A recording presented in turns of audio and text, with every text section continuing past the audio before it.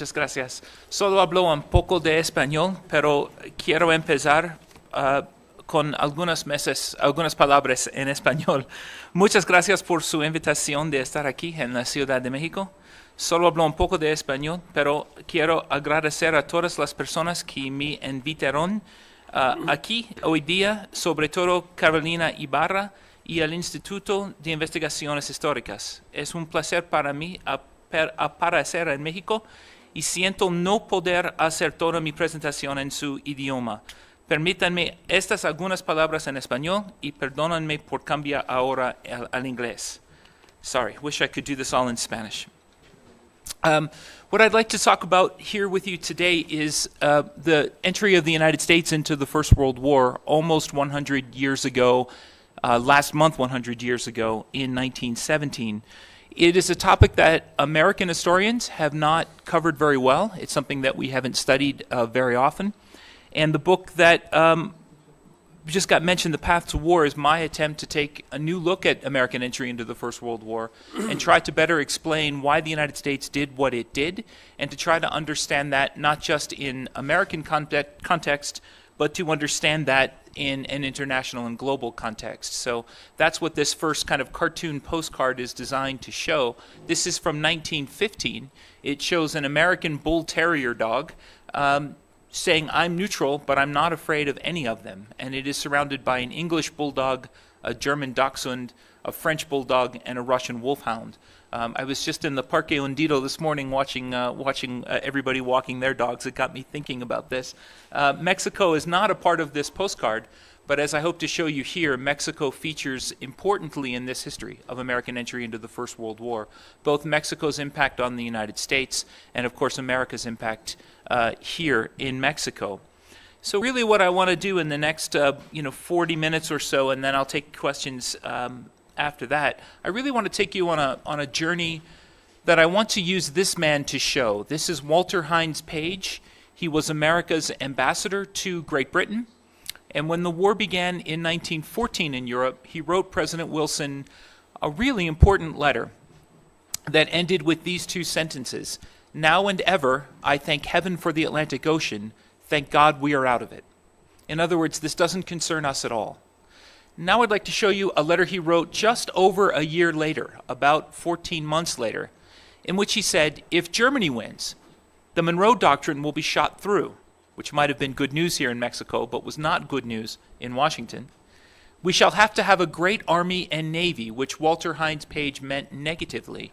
He meant that national security, for which the United States had never had to pay before, it would now have to pay. "But suppose that England wins. We shall then have merely an academic dispute with her. It is a matter of life or death for English-speaking civilization." And what I was interested in the book is how Americans went from, thank heaven, thank God we are out of it, to life or death situation. And Walter Hines Page is ahead of the American people a little bit, but he's symbolic of this transition. And the transition, I think, is complete by 1917 for reasons that I hope to show you here, in the American mindset, from this is somebody else's problem to now it is our problem. Now it is something that we need to be concerned about. And again, as I hope to show you here throughout this presentation, Mexico is an important part of this, even if sometimes American historians don't think about Mexico. Now, as I said, most American historians that have looked at this problem, I don't think have looked at it particularly carefully. They've looked only from the viewpoint of President Wilson, and I think they've misunderstood a lot of what the American people were doing and thinking. So in the book, I try as much as I can not to keep President Wilson at the center of this, and to look at what the American people were thinking. And along the way, I learned a lot of the myths that I had been taught as a student about the First World War and the United States are simply not true. And so what I'd like to do is just show a little bit of that and then explain what the American people are doing. The first myth that I'd like to kind of shatter or change is the idea that the American people were isolationist and were not paying attention to the world in Europe or what was going on in Europe. And it's simply not true. Every newspaper, every letter, every diary, every memoir I've read from the period shows that Americans were interested in this war from the very second that it began. They knew it was going to be one of the most important events of their lives, and they knew that it was going to affect their lives immediately and directly. And what I have on this slide is an advertisement for a journalist named Richard Harding Davis, who was probably the most famous journalist in the United States when the First World War broke out. He was a friend of Theodore Roosevelt's. He was well known. He was a household name in the United States. When the war began, Davis got on the first ship that he could. It turned out to be the Lusitania, and went to Europe to begin covering the First World War in Europe. And this is an advertisement from my hometown paper, the Pittsburgh Gazette-Times, telling its readers, subscribe to our newspaper because we're going to have the dispatches from Richard Harding Davis. We have that to bring to you. And as I hope to show you, the American people were using these dispatches and learning about the war through them. Another very famous journalist that went to war is this woman, Mary Roberts Rinehart. She was a mystery writer. She wrote crime novels before 1914. This is the most famous of those, The Circular Staircase. Now, as a researcher, I decided to go ahead and read it. I can tell you that it's not very good, but she was also very famous for articles she had written for the American magazine, the Saturday Evening Post.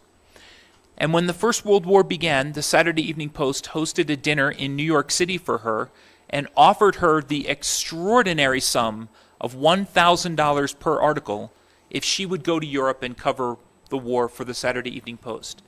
The Post's editors arranged for her to go into the trenches of the Western Front. She was the first woman allowed in as a reporter. And they arranged for her to visit Kaiser Wilhelm in Germany, the King and Queen in England, and the President of France. She left in late October of 1914, and she stayed in Europe until March of 1915.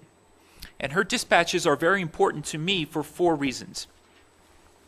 The first is that she went to Europe, as did Richard Harding Davis, believing that all the countries of Europe were more or less equally responsible, that they had all somehow gotten into a war that they should have avoided. Within a couple of weeks of being in Europe, however, she, Davis, and most American reporters concluded that Germany was the country that was responsible, that it was Germany that had taken a small crisis in the Balkans and turned it into first a continental war, and then by invading Belgium, had turned it into a world war, by invading Belgium and bringing Britain in. Second, like Richard Harding Davis, she told her readers not to believe what the British media was telling them. That is, the British are trying to pull us into this war. Don't fall for it. Believe what we Americans have seen with our own eyes. And I think that's very important. Third, she argued that the United States should want Britain and France to win this war, but the United States itself should not get involved in the war unless American interests were threatened. That is, America should not go to war to rescue Britain and France. And please keep that in mind because it's a common theme that I want to talk about. And finally, she noted how awful, how modern, how technological this war was. And she warned her American readers the United States should get ready now either to fight this war or to be strong enough so that the European great powers don't interfere with our affairs. This is a different kind of war than the ones the United States had fought before.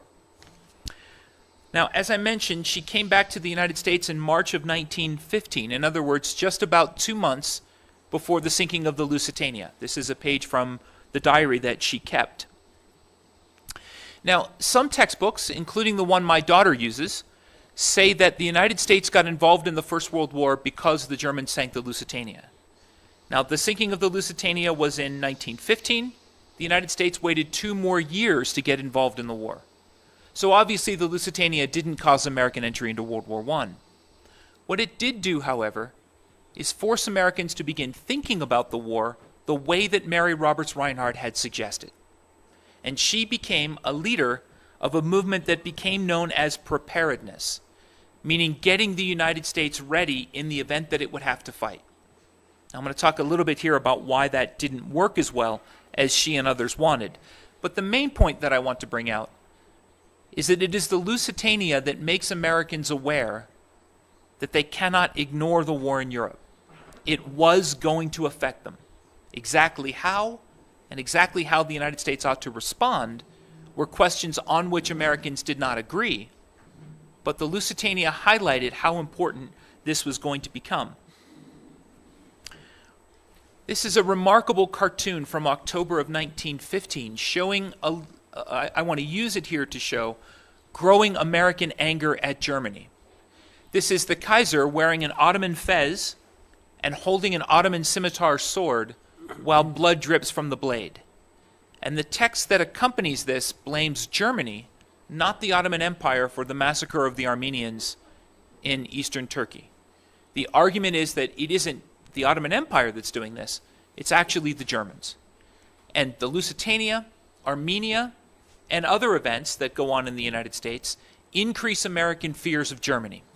And that includes Mexico, where Americans believe, from President Wilson on down, that Germany is playing politics here in Mexico, that Germany is looking for anti-American political leaders in Mexico whom they can back, whom they can give money to.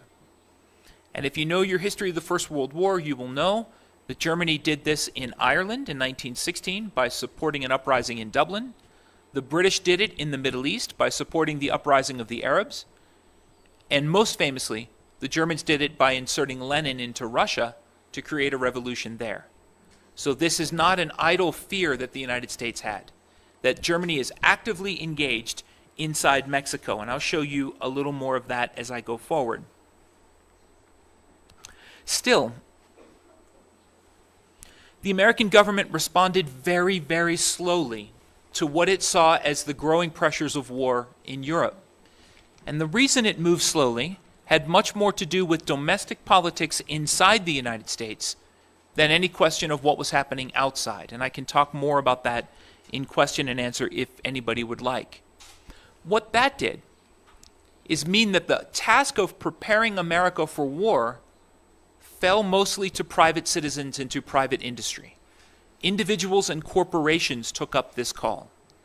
So the famous inventor Thomas Edison created a Committee for American Scientific Preparedness. Charles Mayo, who later founded the Mayo Clinic, one of America's most famous hospitals, created a Committee for American Medical Preparedness. And you can see in this ad, the American Telephone and Telegraph Company argued that it, not the US government, could create a system of communications from coast to coast. And if you see the ad behind me, in the circle there is Paul Revere, who in 1775 made a famous ride through Boston, warning people in Boston that British ships were landing in Boston Harbor.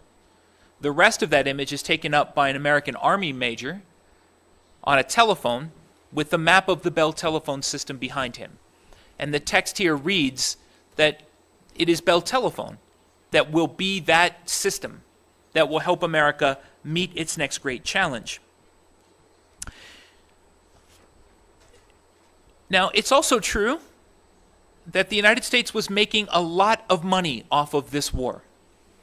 This is April of 1915. This is a cartoon in a Chicago newspaper from one of the first people to win a Pulitzer Prize for editorial cartooning, John McCutcheon.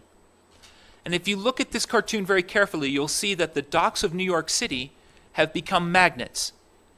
And they are pulling the hard currency, the gold and silver, of Britain, France, and Germany away from Europe over to the United States. Uncle Sam has his arms wide open to greet this money while the Europeans look on in fear. Everybody in the United States was profiting.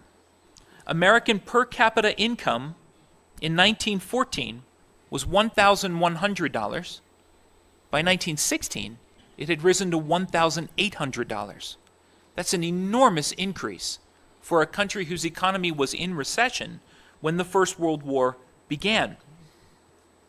Now, this came partly because Americans were selling things to the Europeans, mostly to Great Britain, selling industrial goods, selling food, selling clothing, selling cotton. It also meant that the American people were buying items from other Americans that they had normally bought in Europe. And one of the strangest things I came across when doing research for this book was a report from an Association of American Bible Salesmen who reported that 1915 was the best year in the history of American Bible sales because Americans used to buy their Bibles from Europe. During the war, those Bibles aren't being printed in Europe anymore. The same was true of eyeglasses. Americans began to buy eyeglasses, pencils, bicycles. Before World War I, those were items Americans bought in Europe. As a result, American income is going through the roof. And you can see that here. This is showing American trade balance with Europe. And you can see that when the war began in August, America had a negative trade balance with Europe. You can see how quickly, however, that turns around. Now, this is a problem for a lot of Americans. And you can see what Mary Roberts Reinhardt said here. Her hometown, Pittsburgh, my hometown, Pittsburgh, she said was fattening on catastrophe.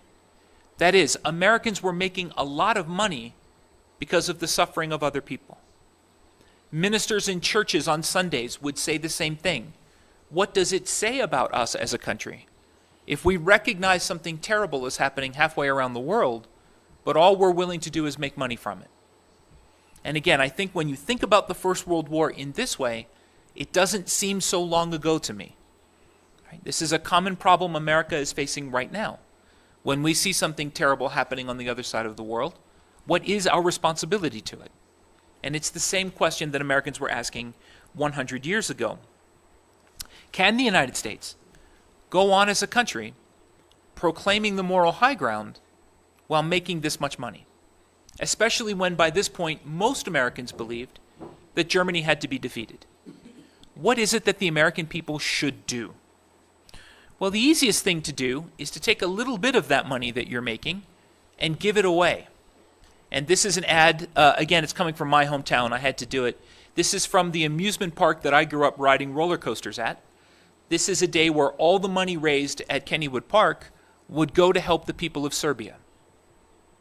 The American people gave a lot of money away in the years when America was neutral. As near as I can calculate, about 95% of that money went to 4 countries. It went to Belgium, it went to France, it went to Poland, and it went to Serbia. That is, very little of it went to the Ottoman Empire, to Germany, or to Austria. In other words, Americans were putting their money where their hearts and their heads were. The city of Philadelphia raised $100 million for Belgium by itself. That's a tremendous amount of money.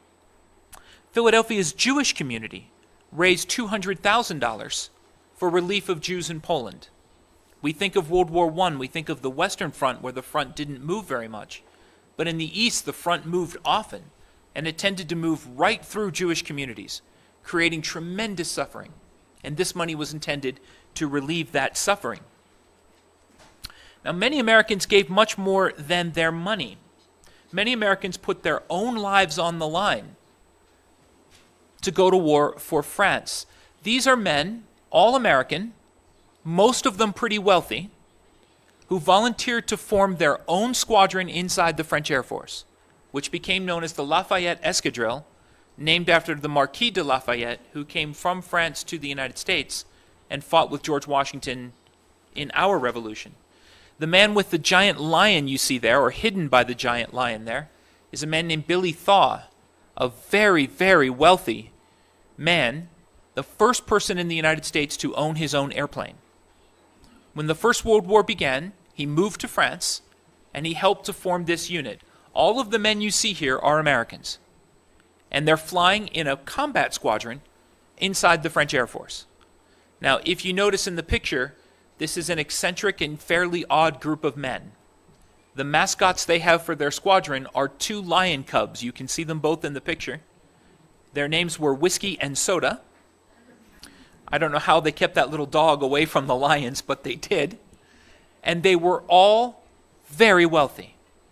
On top of that, wealthy Americans like Theodore Roosevelt, like Cornelius Vanderbilt, the railroad magnate, gave them even more money so they could live a crazy lifestyle. They flew in their pajamas when they wanted to. They held enormous dinner parties. For the French, they were a perfect public relations resource. There was no reason to force discipline on them. They were good pilots, and they were willing to fly and die for France. In fact, 2 of the men in this picture were killed flying for France.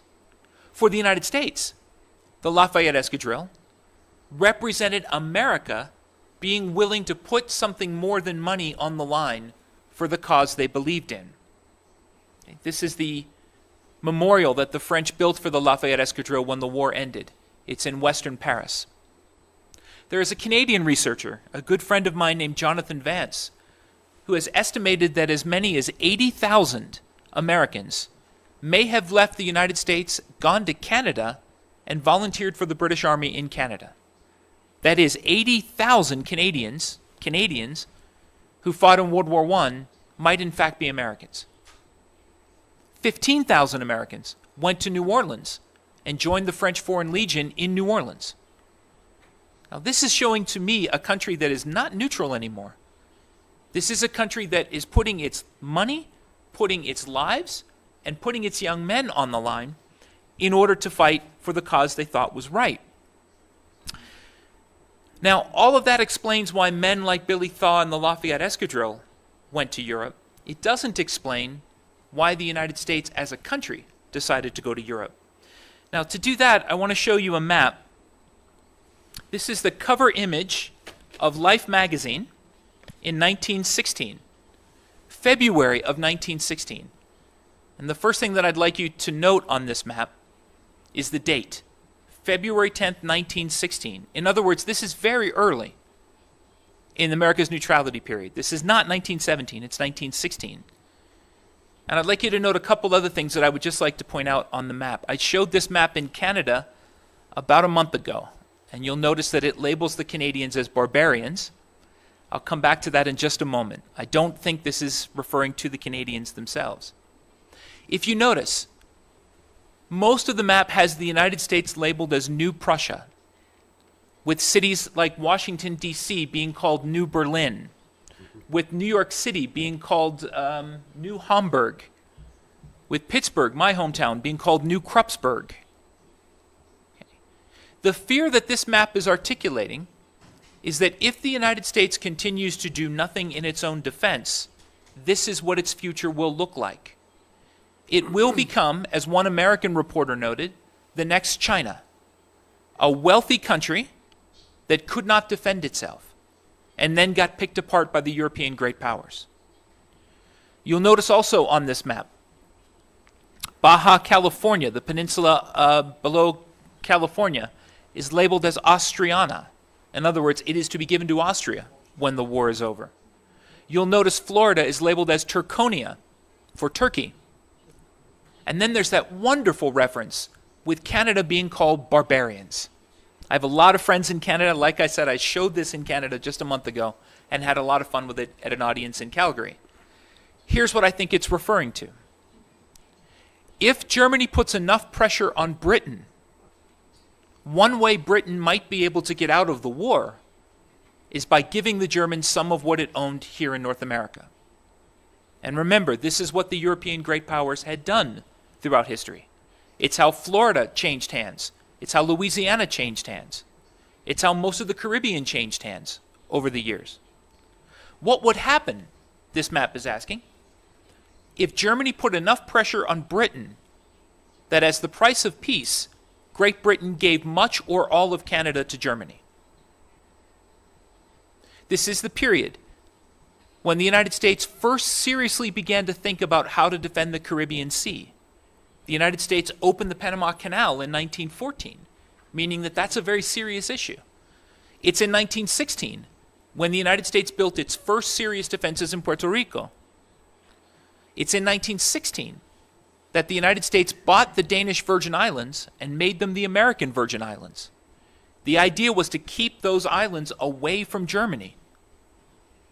It's in this time period when the United States seriously proposed giving Great Britain $100 million to buy Canada so that the Germans wouldn't get it in a post-war peace.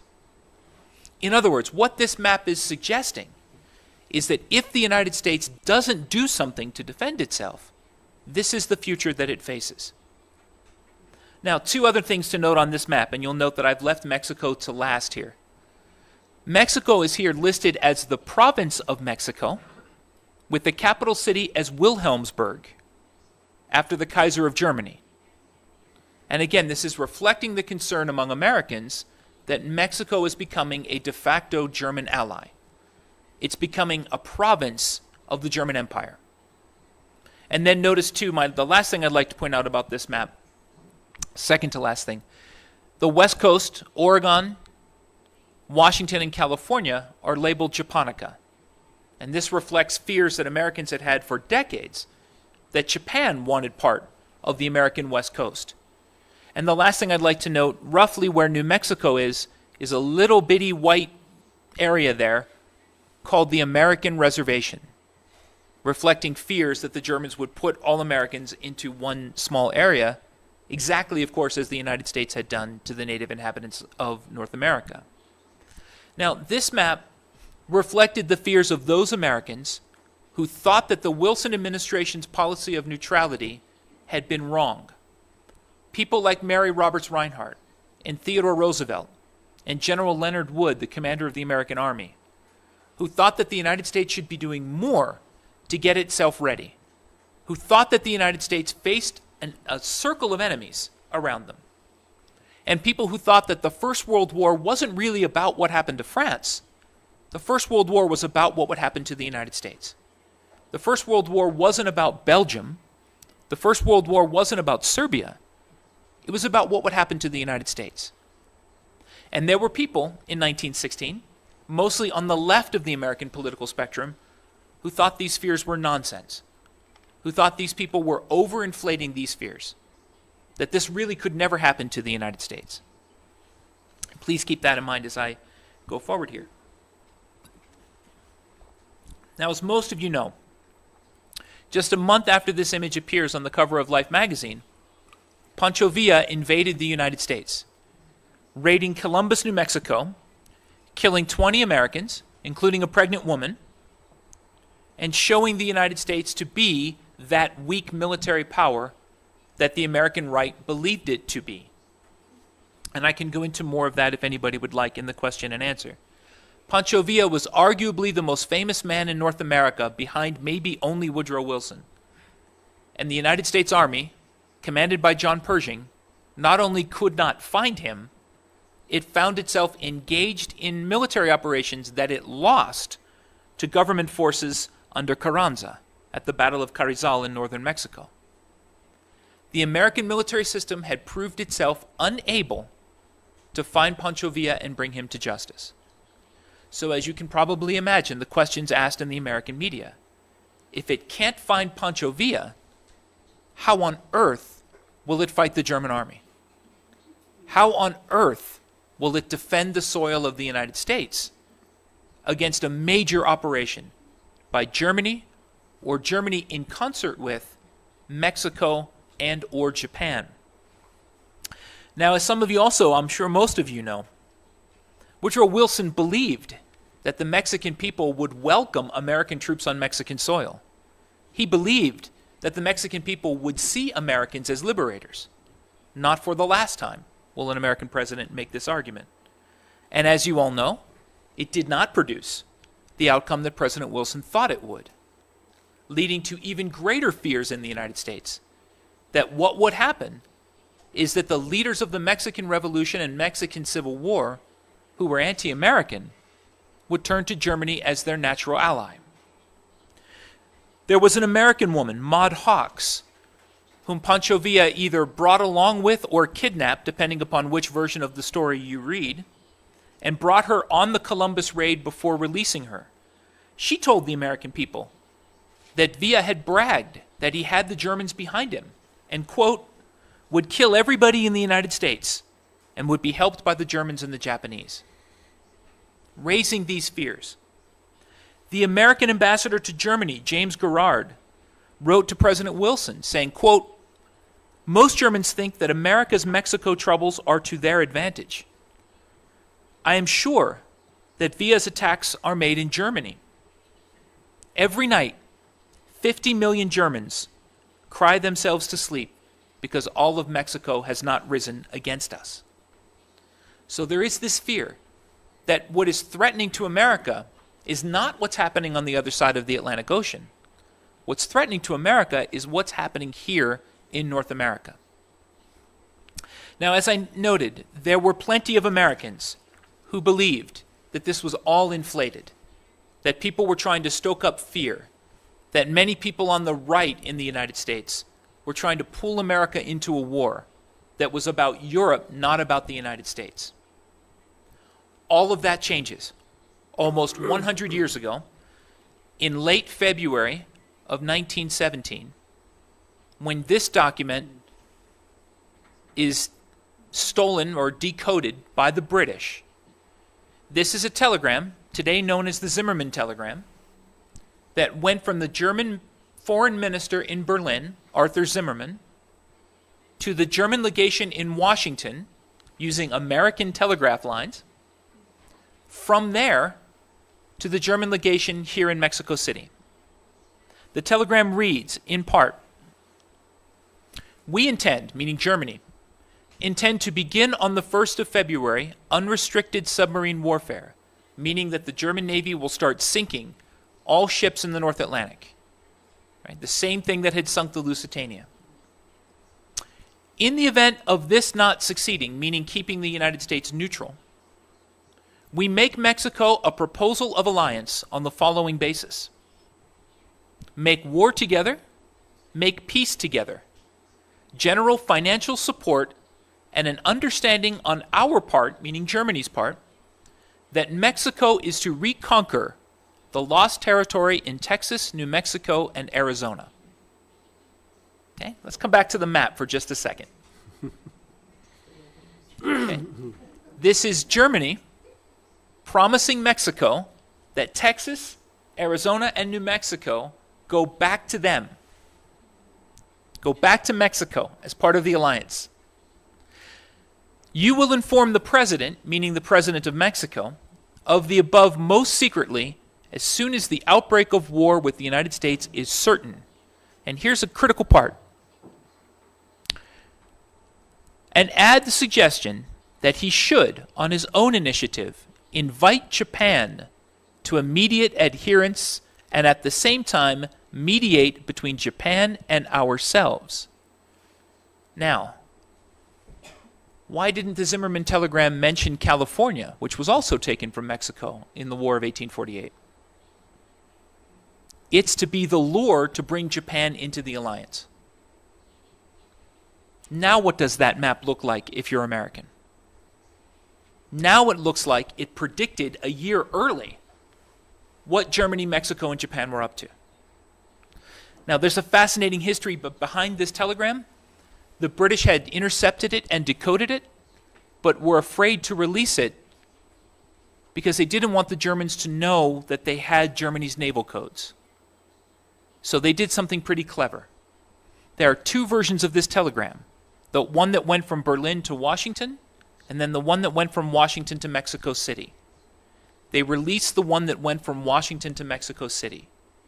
The assumption being that the Germans would assume that the leak was on the Mexico end, not on the Germany end. And that's exactly what happens. They show it to the Americans. At one point, President Wilson is afraid to release it because he thinks it's too explosive. The country will have to go to war. He sends two naval experts over to London to confirm that the British had actually decoded it correctly, that it wasn't a trick. And instead of releasing it himself, he gave it to 3 New York City newspapers who published it at the end of February 1917. In Berlin, Arthur Zimmermann is asked, "Did you really send that telegram? Is this really what you have in mind?" And Arthur Zimmermann said, "Yes. Yes, I did." Now, very quickly, the Mexican government says, "We're not interested, thank you. We don't want war with the United States." And very quickly, Japan says the same thing. But the damage is done. The damage is done. And you can see these two political cartoons here. The one in the top left shows the Kaiser carving up the United States, giving Arizona, Mexico, and Texas to Mexico, and giving California to Japan. And in the bottom right, there is a Mexican figure being given a bag of gold by a demonic and evil-looking Kaiser with the map showing Arizona, New Mexico, and Texas behind it. Right? This is the moment when the American people decide that they can no longer be neutral.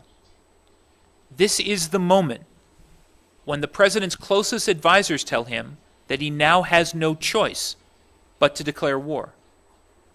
2 members of his own cabinet, including his son-in-law, told him that if he did not declare war, they would resign from the cabinet.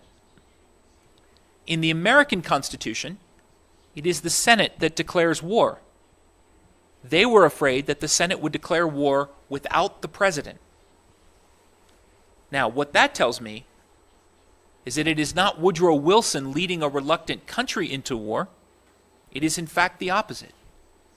It is the American people deciding that the war is not about Belgium, it's not about France, it's not about England.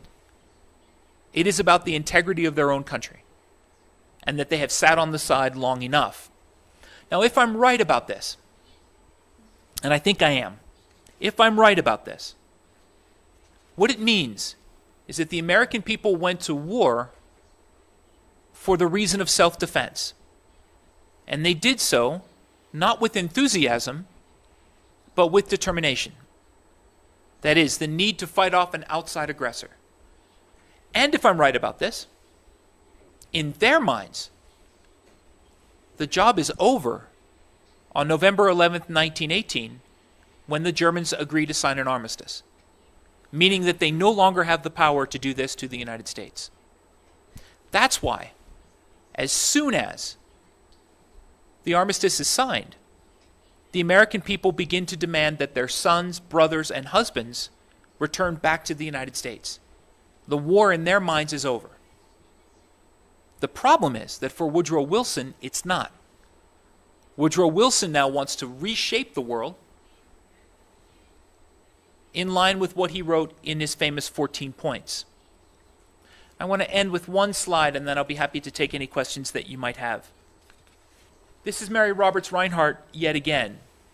When she read the Zimmerman telegram, she wrote this piece, which was eventually published in the Saturday Evening Post in March of 1917. Most of this article is about how fearful she was that her son was going to have to join the U.S. Army, and that the United States had wasted 2 years since the Lusitania, and the army that her son was going to join would not be ready to fight in the worst war in human history. So she began by saying, if in this war we allow the few to fight for us, then as a nation, we have died and our ideals have died with us. She's referring here to the system in the American Civil War where wealthy people could buy their way out of military service. She's saying here that we can't do that in this war because the threat to us is existential, even if this means my son has to go and fight. Then she wrote, we are virtually at war. By the time this is published, perhaps the declaration will have been made. And you'll note, she wrote this in February. It takes Wilson until April to do that. To Mary Roberts Rinehart, to the governor of New York, to the governor of Massachusetts, the Zimmerman telegram is a declaration of war by Germany against the United States. It's time to go to war. Then she wrote, Britain and France shared parts of America's values and parts of America's ideals. And remember, it is at the same time that all this is happening that the first Russian Revolution takes Tsarist Russia out of the war, meaning that the United States can now claim that it is a war to make the world safe for democracy. That is difficult to do with the Tsar as one of your allies. So all of these things are coming together in this crucial moment in early 1917. Then she ended this by writing, under the domination of Prussia, Germany now threatened those democratic values, not only in Europe, but in the United States itself. For Germany, quote, had broken loose something terrible, something that must be killed or the world dies. Now, that's a very long way from, thank heaven we are out of it. Right? This is a statement that the United States had tried to stay out of the war, had done everything it could to stay out of the war, but now had no choice but to fight in the worst war in human history. Thank you for your attention. I'll be happy to take any questions that you have. Muchas gracias.